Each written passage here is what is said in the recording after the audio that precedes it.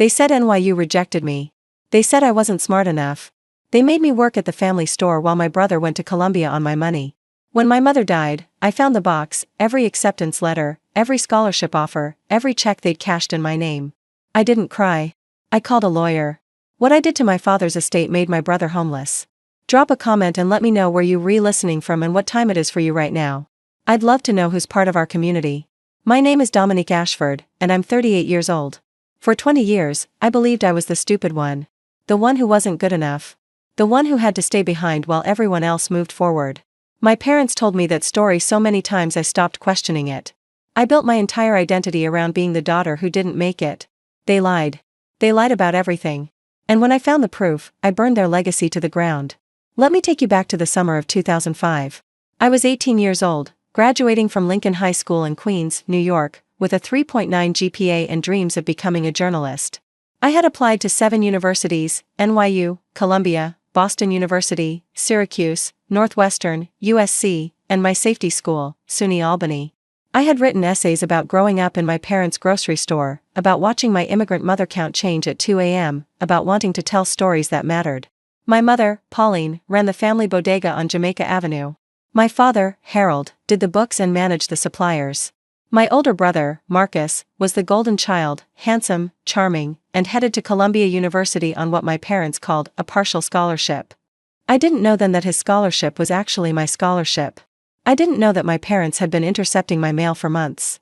I didn't know that the thick envelope from NYU that would have changed my life had arrived in April and been hidden in a box in my mother's desk closet. What I knew was this: on a Tuesday afternoon in late April, my mother sat me down at the kitchen table and told me that every school had rejected me. "I'm sorry, baby," she said, not quite meeting my eyes. "You did your best, but college isn't for everyone. Some people are meant to work with their hands." I was devastated. I had checked the mailbox every day for weeks. I had watched my friends celebrate their acceptances. I had dreamed of moving into a dorm, of taking journalism classes, of finally becoming someone other than the girl from the bodega. "What about the applications?" I asked. "Can I see the rejection letters?" My mother shook her head. I threw them away. No need to keep painful reminders. I believed her. Why wouldn't I? She was my mother. She had braided my hair for school pictures and made me soup when I was sick. She had no reason to lie to me. Except she did. She had a $127,000 reason. That summer, while Marcus packed for Columbia, I unpacked my dreams. My parents announced that I would work at the store full-time, just until I figured out my next steps. Those next steps never came. 1 year became 2. 2 became 5. 5 became 10. I worked the register. I stocked shelves. I managed inventory when my father's eyesight started failing. I became the backbone of Ashford Family Grocery, the invisible engine that kept the business running while my brother earned his degree, then his MBA, then his corner office at a consulting firm in Manhattan.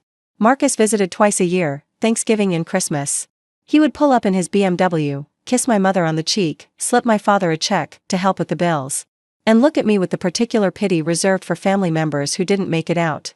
"You should take some community college classes," he told me once, sipping wine at the Thanksgiving table. "It's never too late to improve yourself." I wanted to throw the gravy boat at his head. But I smiled and nodded, because that's what I did. That's who I was. The good daughter. The one who stayed. The years blurred together. I dated a little, but nothing serious. How could I bring someone home to a life that wasn't going anywhere? I watched my high school friends get married, have children, build careers. I scrolled through their social media posts at night, alone in my childhood bedroom at 32 years old, wondering what was wrong with me. I had accepted my mother's verdict. I was the one who wasn't smart enough. The one who wasn't good enough. The one who was meant to work with her hands. Then my mother got sick. Pancreatic cancer. Stage 4 by the time they found it. She lasted 11 weeks from diagnosis to death. I held her hand in the hospice, fed her ice chips, told her I loved her. I meant it. Despite everything, despite the resentment I didn't even know I was entitled to feel, I loved her. She died on a Sunday morning in March. She was 67 years old. The funeral was small. Marcus flew in from Manhattan, looking appropriately grief-stricken in his designer black suit. My father sat in the front pew, broken and silent, a man who had lost his partner of 44 years. I handled everything, the arrangements, the obituary, the reception at the church hall afterward. That's what I did. That's who I was. 3 weeks later, I started cleaning out my mother's things. My father couldn't bear to do it. Marcus was too busy with work.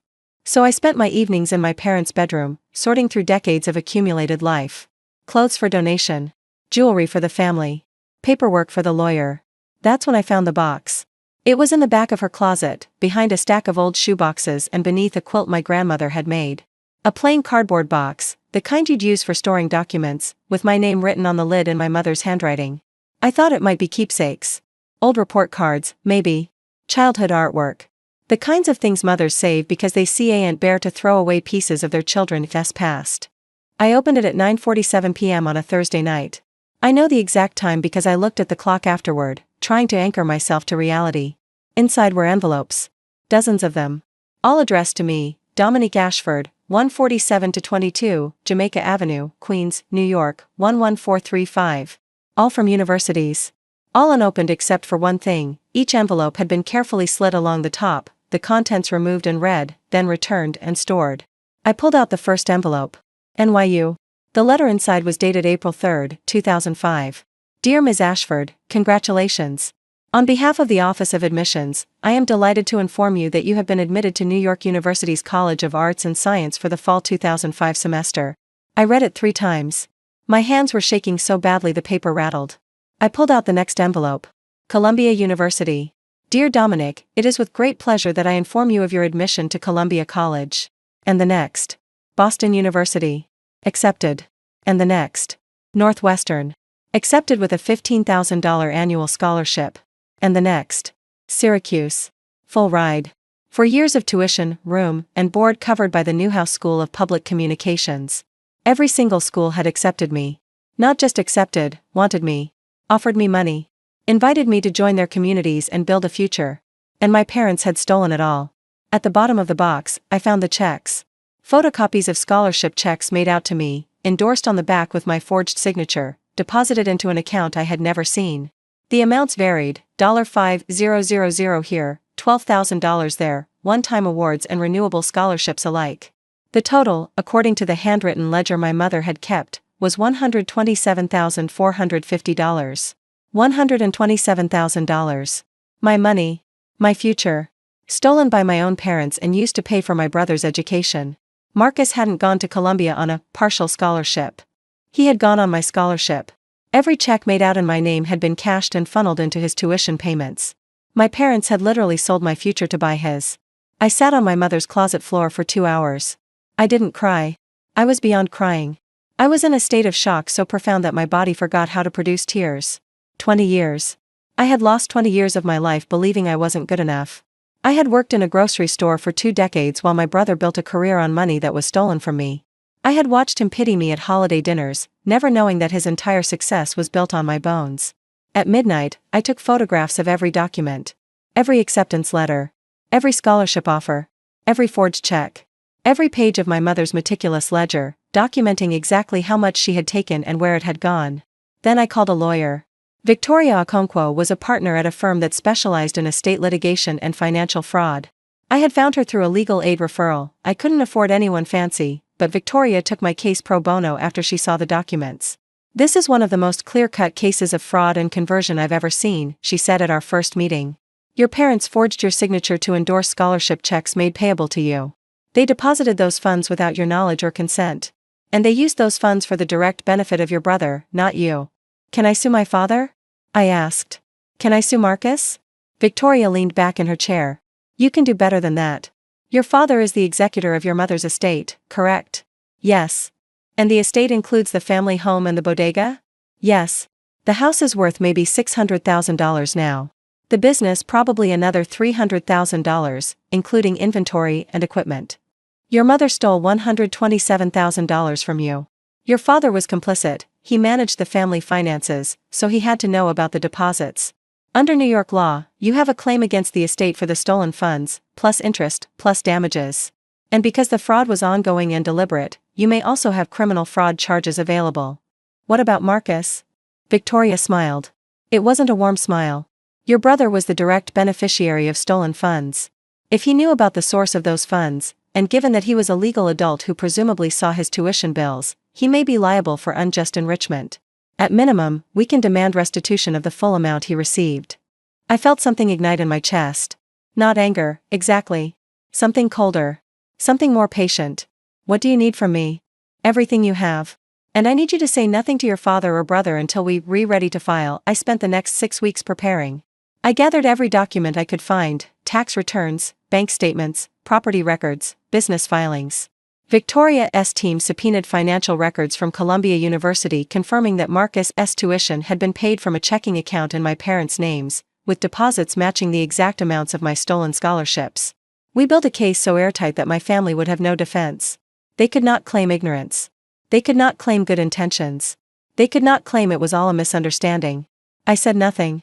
I worked my shifts at the store. I ate dinner with my father, who was still grieving, who still looked at me with the casual dismissiveness of a man who had never seen his daughter as anything more than free labor. I waited. The confrontation happened on a Saturday, at the family house. I had called a family meeting to discuss the estate, and Marcus had driven in from Manhattan, already irritated about giving up his weekend. Victoria was with me, along with a court reporter to document everything. My father looked confused when they walked in. Marcus looked annoyed. "What is this?" he asked, gesturing at Victoria. "I thought we were discussing Mom's estate." "We are," I said. I placed the cardboard box on the dining room table, the same table where my mother had told me I wasn't smart enough for college. I found something in Mom's closet.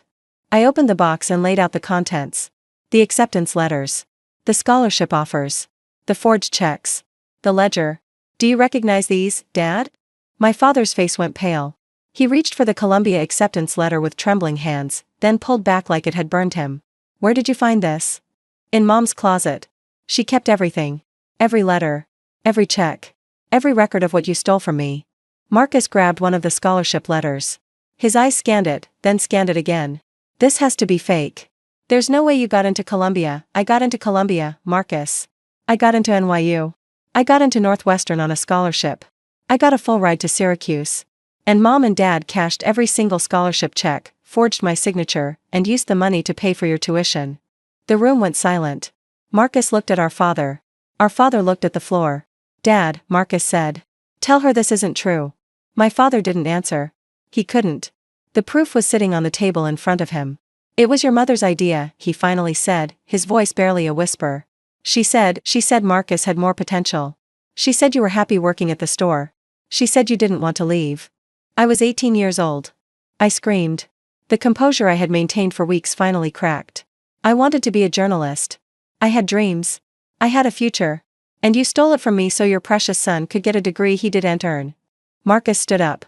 "I didn't know. Dominic, I swear to God, I didn't know where the money came from." "You saw your tuition bills. You saw the account it was paid from. You knew Mom and Dad didn't have that kind of money. You didn't ask because you didn't want to know." Victoria stepped forward.